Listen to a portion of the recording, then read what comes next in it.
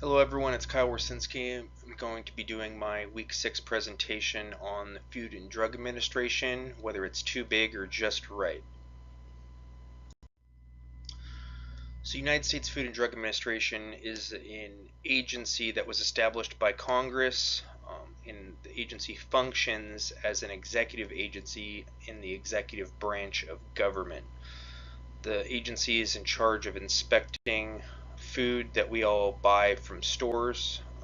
It reviews proposed new medicines and approves those, and it also has the ability to recall food and recall medicines um, that may be negatively affecting the citizens of the United States.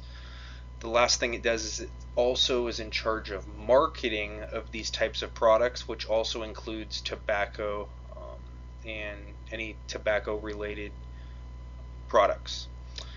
So one interesting fact I found is that 25 cents of every dollar that we all spend on products or on products that are covered by the Food and Drug Administration. So Anthony Downs would call this type of bureau a well-established grown bureau, and in his life cycle of bureaus. So searching through the internet, you're able to find a decent amount of criticism towards the Food and Drug Administration. Article 1, Section 8 of the Constitution was how Congress established the agency, and that was under an agency to promote the general welfare of the country, as well as to have uniform rules across all the different states.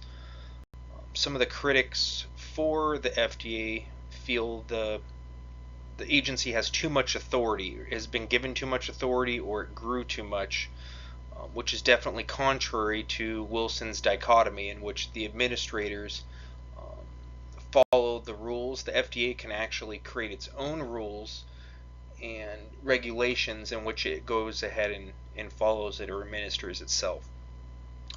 It is a form of regulated federalism. Another critique of the agency goes along with what Merton was arguing with Weber, is that bureaucratic organization is too slow and too cumbersome to get things done.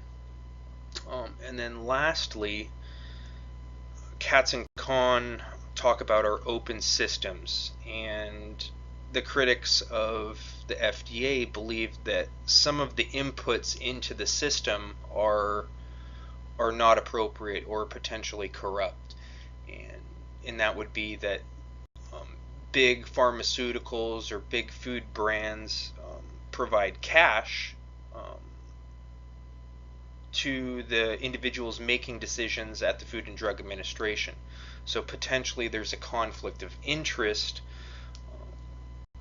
or at least the interpretation of a conflict of interest between the people making the rules and the people supplying the cash into the organization.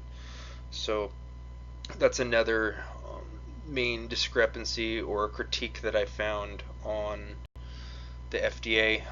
Most of them were looking to decrease the agency's authority, and then some of the very harsh critics wanted the entire organization to be abolished.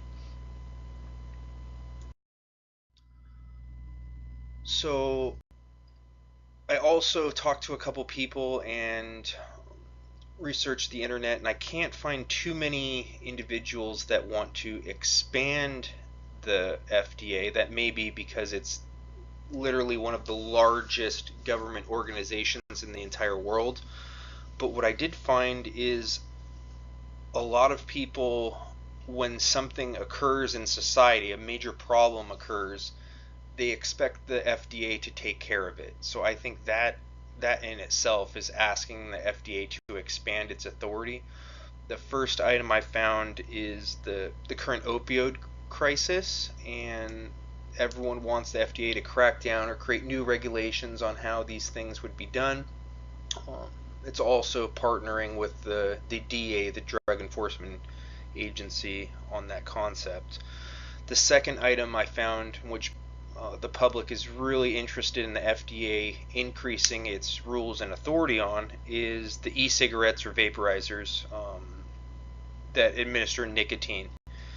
And there's been a lot of research that's shown that the companies have been marketing these flavored tobacco products to minors or teenagers, and that it's a gateway product that increases the chances of those teenagers using traditional cigarettes later on in life. So Grodzins would say that all of us working together, or all the different levels of government working together as cooperative federalism, is how we can accomplish the epidemic of these e-cigarettes or vaporizers being used by minors. So what I found is that a lot of people want the FDA to expand when we hit an epidemic, or where there's something that's really affecting the total population. But I think most people are just okay with what the federal government does in terms of food and drug. So a couple of suggestions I came up with in my paper were derived from Alice Rivlin's article or paper that we read, and that was that maybe we can streamline some of the issues or gain some integrity back to the organization by implementing performance measures, and that way the public understands what's going on with the FDA. We limit the amount of potential for corruption, and we can kind of go through why it takes so long, or why it takes so much money to get some of these different things done. So I think that would be a good suggestion, is to include performance measures in the FDA. Here are my references for this week's paper and presentation. So thank you so much for watching. I look forward to watching all of your presentations as well. Thank you.